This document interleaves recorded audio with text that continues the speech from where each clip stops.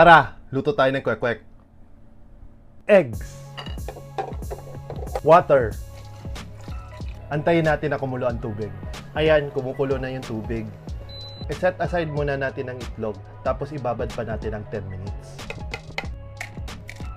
Flour. Cornstarch. Baking powder. Salt. Black pepper. Water. Atsuete powder.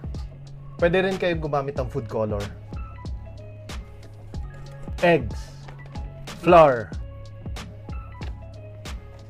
Lagay na natin yung mga itlog. Oil.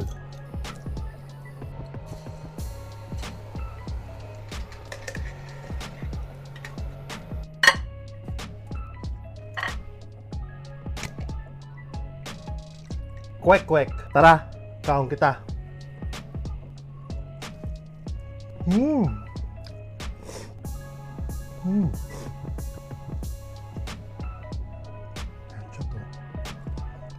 Bagay na bagay yung kwek-kwek sa masiram atsara vinegar.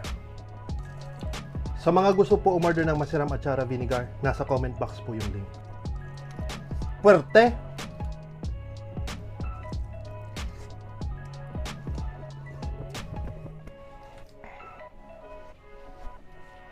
Siram!